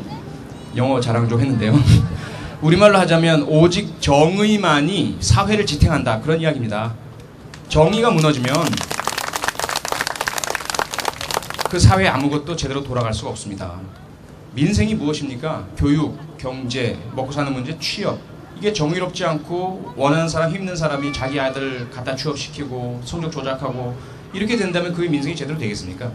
근본적으로 대한민국의 정치 권력이 정의롭게 선출되고 정의롭게 자신의 일을 하는 그런 제도와 문화 관행이 되어야만 국민들이 정의롭게 교육 경쟁하고 정의롭게 취업하고 정의롭게 일한 만큼 대가를 받을 수 있는 것이거든요. 이게 첫 번째 문제고요. 두 번째 문제는 좀 전에도 말씀하셨지만 지난 선거 또 그 전에도 보면 이게 도대체 새누리당이 지향하는 정치 이념이 뭔지 도저히 이해가 되지 않습니다.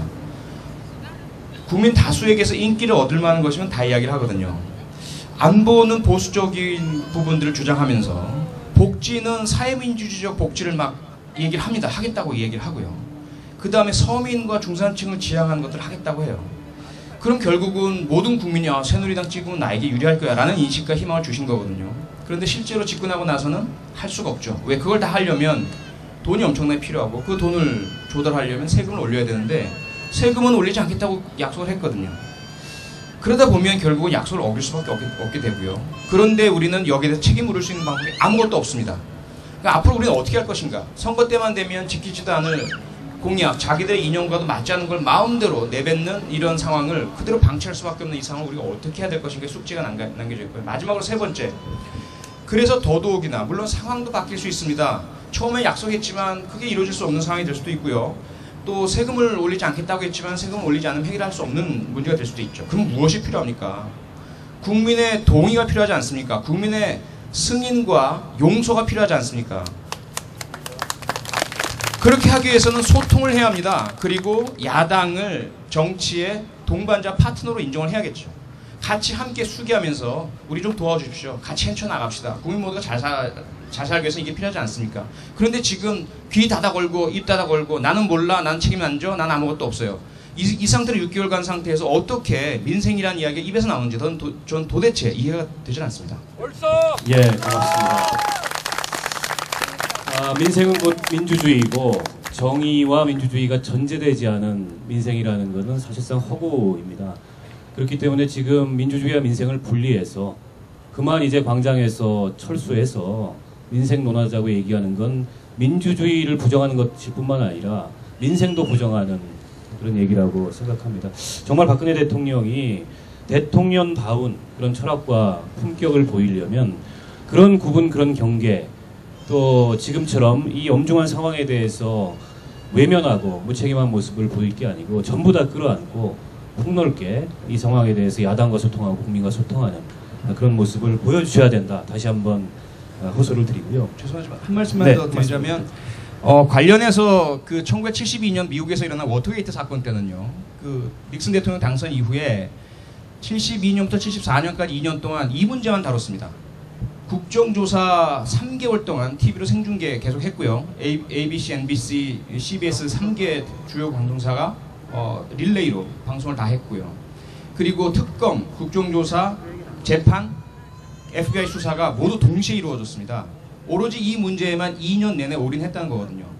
그렇게 된 배경에는 뭐냐면 이 사건에 책임을 지고 있는 공화당에서도 이 문제는 당리당략이 아니라 우리를 보신할 문제가 아니라 국가적인 문제다라고 동의를 했기 때문에 모든 문제에 있어서 진실을 밝히는데 협조를 했기 때문에 가능했던 일입니다.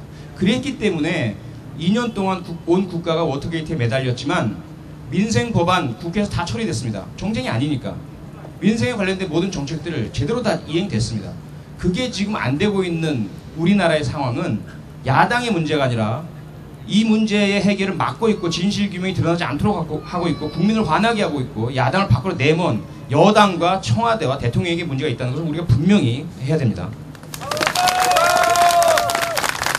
예, 우리 교수님 말씀대로 오히려 진실을 정쟁으로 몰아가지 말고 지금이라도 대통령이 마음을 열고 이 국민의 소리를 듣고 진실은 진실대로 밝히고 또 국민들의 민생을 위해서 노력할 것을 함께 노력하는 그런 폭넓은 모습을 제발 보여줬으면 좋겠다 이런 말씀을 드리고 싶고요.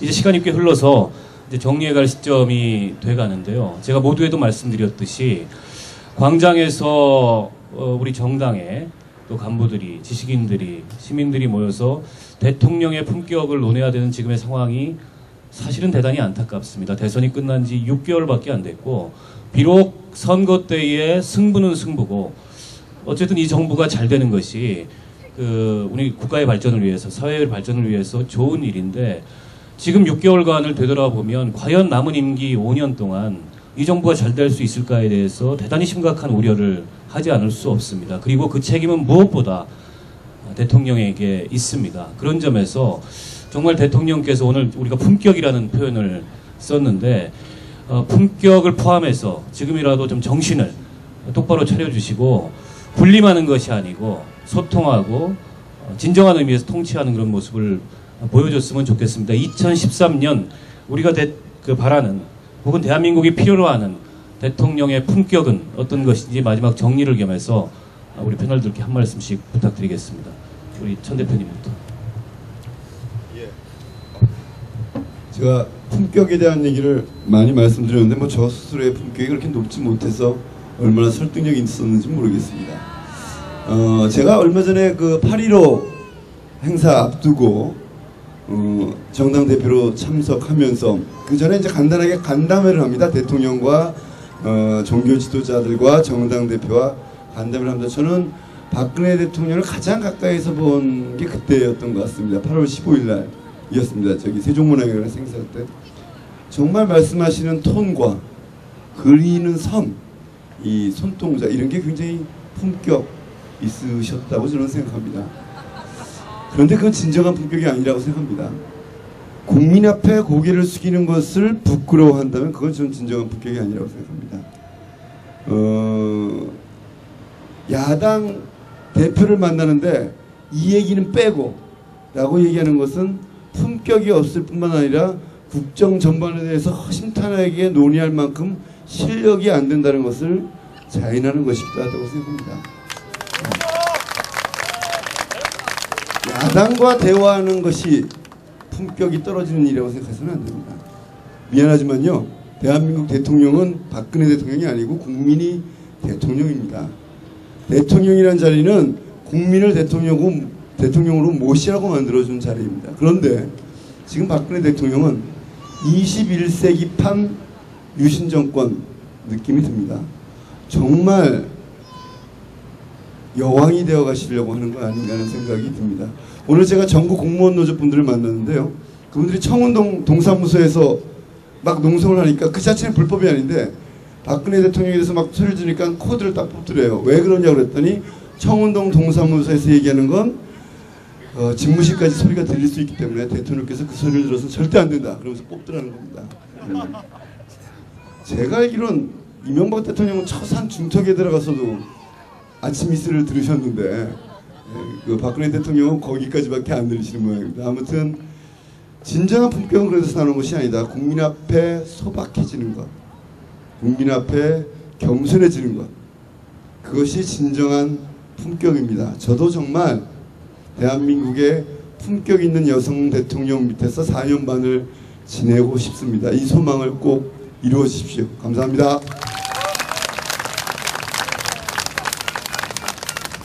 예, 박근혜 대통령께서 여름 휴가 가가지고 모래사장에다가 뭐 저도의 추억 이렇게 적는 걸 보고 참 저는 절망스러웠습니다. 대통령 그 저도의 추억이 뭡니까? 유신 정권의 추억 아닙니까? 박정희의 추억 아닙니까?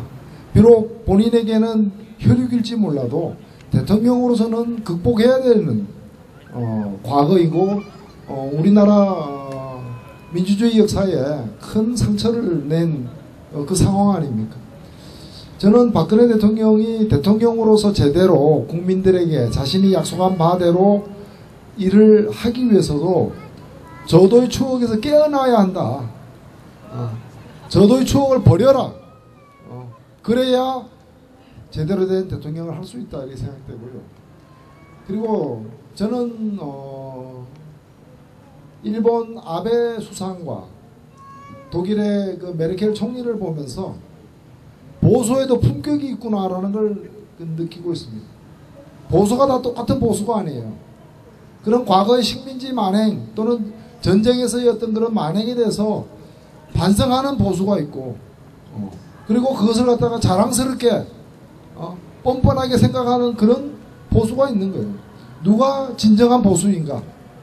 저는 일본 아베 수상을 보면서 제대로 된 보수라고 생각하지 않습니다. 그건 시대착오적인 수구 세력일 뿐입니다. 보수 되려면 그래도 메르켈 수상 정도는 돼야, 왜냐하면 보수도 양식이 있고 합리적인 보수가 존재 가치가 있는 보수 아니겠습니까? 그런 기준으로 놓고 보면은 지금 청와대나 새누리당이 어떤 보수냐, 메르켈형 보수냐, 아베형 보수냐. 제가 볼 때 아베형 보수 같지 않아요, 여러분? 그래서 저는 대한민국이 발전하려면은 보수 안에서 세대 교체가 일어나야 된다고 봅니다. 지금 근데 교체될 새로운 정신 똑바로 박힌 보수가 있는지, 아까 제가 뭐 생명체가 눈에 안 보인다고 얘기를 했는데 좀 의심스러울 지경이어서 더 답답합니다만은, 그래서 지금 우리가 요구하는 것은 박근혜 대통령에게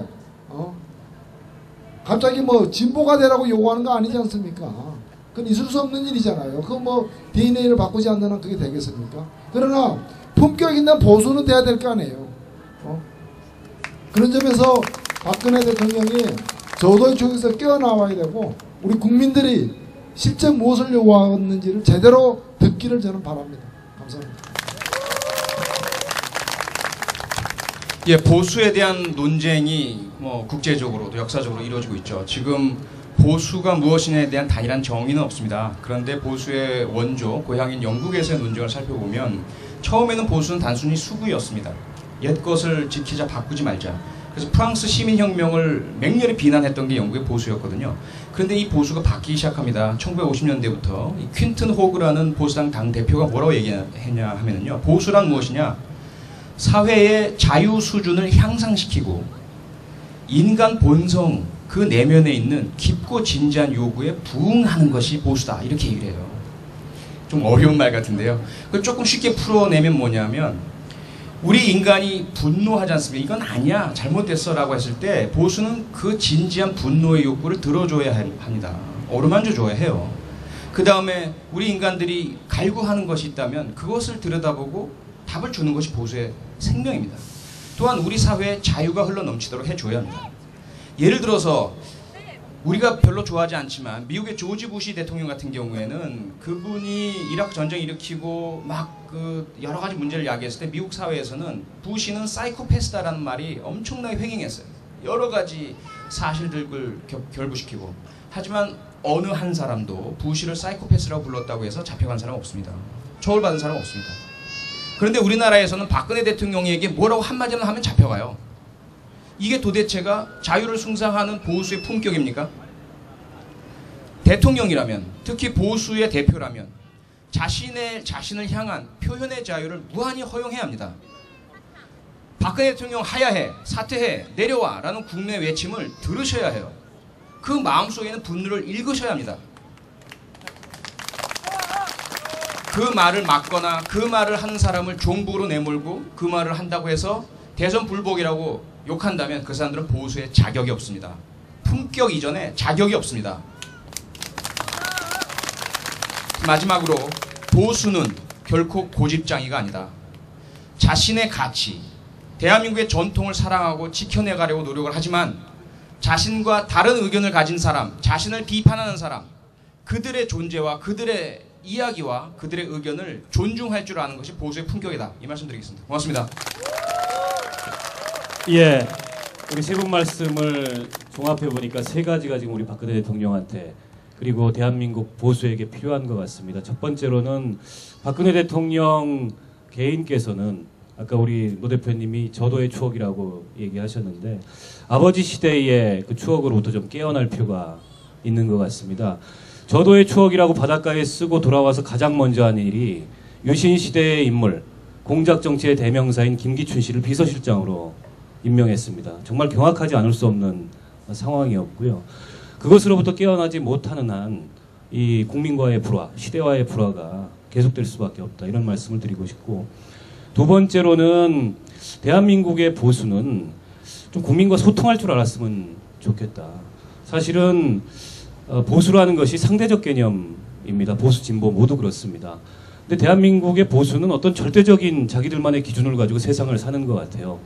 뭐 자기 이외에는 다 자기가 포함하지 않는 자기 말에 동의하지 않는 사람들은 뭐 예를 들면 다 종북, 이런 식의 굉장히 시대착오적인 자기만의 기준을 가지고 이 세상을 사는 것 같고, 동시대인들과 소통할 줄 모르는, 그러면 그건 보수가 아니라 그야말로 수구밖에 되지 않는다는 생각이 들어서 좀 제발 소통해라, 이런 말씀을 드리고 싶고, 세 번째는 꼭 보수에게만 필요한 것이 아니고 사실은 뭐 진보에게도 똑같이 필요한 건데, 정치적 반대자를 인정할 줄 알아야 됩니다. 그리고 정치적 반대자와 대화할 수 있어야 되고, 그래야 타협도 가능하고 그래야 정치도 가능한 거라고 생각하는데, 지금 박근혜 대통령의 자세를 보면 정치적 반대자와 전혀 대화하거나 혹은 타협할 의사가 없어 보입니다. 이렇게 해서는 국정 운영할 수 없다고 생각합니다. 오늘 이 자리를 통해서 결론적으로 세 가지 점에 대해서 대통령이 꼭 다시 한번 깊이 생각해 주셨으면 하는 바람의 말씀을 드리고요. 끝으로 우리 인사 말씀 하시면서 제가 한 가지만 여쭙겠습니다. 오늘 국정원이 다시 그 존재감을 유감없이 드러내는 하나의 사건이 있었습니다. 그 사건의 실체에 대해서 우리가 아직 뭐라고 판단하기 이른 점도 없지 않습니다만, 명백히 정치적 의도를 가지고 지금 이 민감한 시점에 나서고 있다고 생각합니다. 이 점에 대해서 의견을 포함해서 마무리 말씀 좀 부탁드리겠습니다. 뭐 의견이 없으시면 굳이 말씀 안 하셔도 좋습니다. 우리 표 교수님부터 부탁드리겠습니다. 일단 저는 기본적으로 경찰관이었던 사람으로서, 그리고 보수주의자로서 뭐 내란 음모 혐의이건 국가보안법 위반이건 범법행위가 있다면 반드시 증거를 밝혀서 처벌해야 한다라는 생각입니다. 그래서 이석기 의원이건 통합진보당의 어떤 분이건 또는 당 전체이건 만약에 현행법을 위반하고 특히 국가의 체제를 전복하려는 시도를 했다면 당연히 처벌받아야죠. 하지만 만약에 그러한 혐의 자체가 정치적인 의도를 가지고 과장 왜곡해서 정치적인 목적으로 악용하는 것이라면 그러한 시도를 한 국정원이든 또는 검찰이든 그들 역시 철퇴를 맞아야 하고 절대로 용서받아서는 안 된다고 생각합니다. 그래서 이 사건의 진실은 철저히 드러나야 하고요. 여기서 한 가지 좀 제가 가진 합리적 의심을 말씀드리자면, 첫째로 시기상에 있어서 너무나 좀 의문이 듭니다. 왜 지금인가라는 거죠. 3년 동안 내사를 했다고 하고요. 언론 발표에 따르자면 지금 가장 문제가 되고 있는 내용이 2012년 5월달에 했던 발언이라고 하거든요. 그러면 그 기간 동안 가만히 있다가 왜 지금이냐라는 의문이 제기가 되죠. 두 번째로는 과연 이게 형법상에 보면 불능범이라는 그런 그 이론이 있어요. 뭐냐면 제가 지금 누군가가 싫다고 해서 째려보면서 죽이겠다. 내 눈초리로 저 사람을 1년 동안 째려봐서 죽게 만들겠다. 그럼 저를 살인 예비음모죄로 처벌할 수 있을까요? 왜? 그럼 불가능한 일이기 때문이에요. 그렇다면 통진당의 의원들이 말로 총으로 무장해라 또는 뭐 전력을 뭐 어떻게 해라 어떤 얘기를 했든 간에 그게 실현 가능하고 실제적인 의지와 고의와 계획성을 담보한다면 당연히 처벌해야 되겠죠. 하지만 그게 아니라 어떤 앞뒤 말의 연장선상에서 나온 이야기들이고 실행의 의지나 실행의 실제적인 현실성을 담보하지 못했다면 그건 불능범이기 때문에 처벌할 수가 없습니다. 그런 부분들을 말씀드리고 싶어서 그래서 지금 제기된 공개하나 뭔가 있다면 모르겠어요. 공개된 것만 본다면 기사에만 나온 거 본다면 상당히 의문이 가는 그러한 수사이고 그리고 발표다라는 것이 있고요. 마지막으로 한 가지만 말씀드리자면 참 곤혹스럽습니다. 일단은 지금 통합진보당이 첫 번째 내놓은 어떤 인터뷰 내용을 보면 이 사건, 이 상황은 현재 통합진보당만의 문제가 아니라 촛불 시민의 문제이고 야당 전체의 문제이므로 시민과 야당들은 모두 통합진보당을 도와줘야 한다라는 이제 말씀을 하셨어요. 근데 이게 만약에 진짜 실체로 통합진보당 혹은 경기동부연합, 이석기 의원 그분들이 정말 간첩이거나 진짜 체제전복적인 일을 하신 거라면 여기에 촛불 시민들과 야당들이 모두 함께 연합 연대해서 들어가게 된다면 국정원 사건이고 뭐건 전부 다 완전히 정통성을 상실해버리는 문제가 생기거든요. 반대로 이분들이 정말 억울하게 탄압을 당하고 있는데도 시민들이 그리고 야당이 외면하고 나도 정부로 몰릴까봐 두려워라고 그들을 버려버린다면 이건 정말 인간의 도리를 저버린 양심 저버린 행동이 되거든요. 상당히 힘들고 어렵고 곤혹스러운 상황에 현재 우리 모두가 처해 있습니다. 그래서 이 부분은 정말 늦기 전에 정확하게 어떠한 증거를 가지고 있으며 어떠한 일이 벌어졌고 어떠한 혐의들이 제기되었는지 지난 6월 14일 날 우리 검찰의 수사 결과처럼 상당히 구체적인 수사 결과물을 내어놓으시기 바랍니다. 네.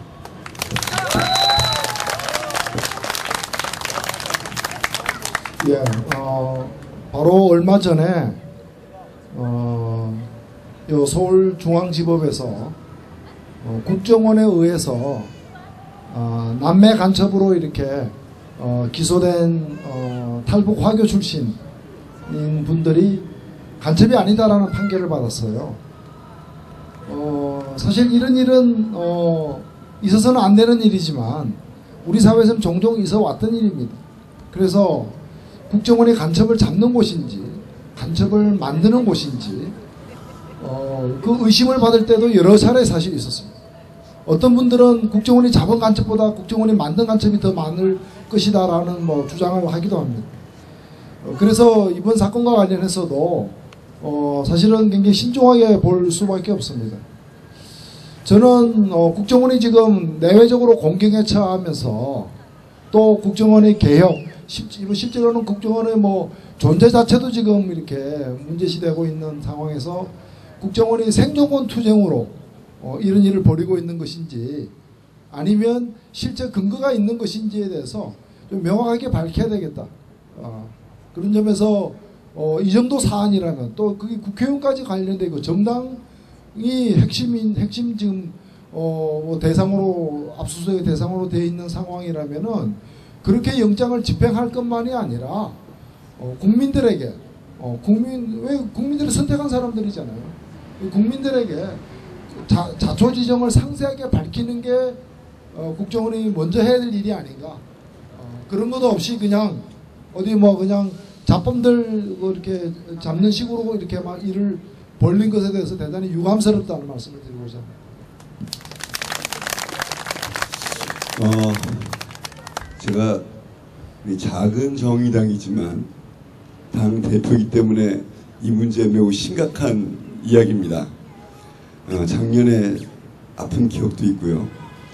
근데 지금 사실 앞에서 얘기하신 분들 얘기가 다르지 않은데 이하 동문 이러고 넘어가면 얘기를 안 하는 것 같아가지고 제가 분명히 말씀드리겠습니다. 첫째, 만약에 정말 검찰과 국정원이 주장하는 것 같은 범죄 사실이 있다면 예외 없이 처벌이 되어야 됩니다. 지켜보겠습니다. 두 번째, 그러나 우리는 국정원이 너무나 많은 엉터리 간첩단 사건을 생산해왔다는 기억을 저버릴 수 없습니다. 이 1차적 의심을 하지 않을 수 없다는 것입니다. 세 번째, 정말 이해가 안 가는 건 왜 이 시기냐는 겁니다. 조금 전에 표 교수님께서 말씀하셨듯이 3년 동안 준비한 걸 왜 오늘 했을까? 이건 냄새가 나도 너무 냄새가 난다. 앞에 1번, 그게 진실이라고 할지라도 이 시기에 한 것은 정말 정치적 목적을 갖고 있다는 것 의심을 하지 않을 수 없다. 게다가 1번이 진실이 아니라면 이건 더욱더 심각한 문제가 될 것이다. 그렇기 때문에 저희는 매우 신중하게 이 사태를 지켜보겠다라는 말씀을 드리겠습니다. 이상입니다. 예, 고맙습니다. 제가 덧붙이지 않아도 세 분의 말씀 속에 오늘 있었던, 물론 앞으로 사태가 어떻게 전개될지에 대해서 주시해야겠지만 기본적으로 우리가 어떻게 보는 것이 올바른가에 대한 그런 맥락들이 다 담겨 있다고 생각합니다. 한 2시간 정도 지났습니다. 마음 같아서는 밤새도록 하고 싶은데요. 우리 천호선 대표는 또 농성을 하셔야 되고 우리 표창원 교수님과 노회찬 전 대표께서는 또 바쁜 일정들이 있으시고 저 또한 그렇습니다. 그렇기 때문에 아쉽지만 오늘 이 정도에서 대통령의 품격 그리고 보수의 품격을 주제로 한 오늘 그 열린 팟캐스트 마칠까 하고요. 오늘 여러 말씀들을 여러 주제에 관해서 나눴습니다. 그렇지만 상황은 달라지지 않고 있습니다. 이 상황을 달라지게 만들기 위해서는 지금 대통령이 좀 달리 생각을 하시고 움직여야 이 실타래처럼 꼬여있는 상황이 풀릴 수 있습니다. 대통령이 지금처럼 외면하고 아무런 어떤 이 상황을 풀기 위한 의지를 보이지 않는다면 상황은 계속 악화될 것이고 그것은 누구에게도 바람직하지 않은 그런 상황으로 좀 흘러갈 거라고 생각합니다. 이런 국민들의 마음을 좀 제발 박근혜 대통령께서 헤아리셔서 지금까지와는 다른 모습을 보였으면 하는 바람으로 오늘 이 자리 마칠까 합니다. 같이 이렇게 참석해 주시고 또 방송을 지켜봐 주신 모든 시민들께 감사드립니다. 마치겠습니다. 고맙습니다.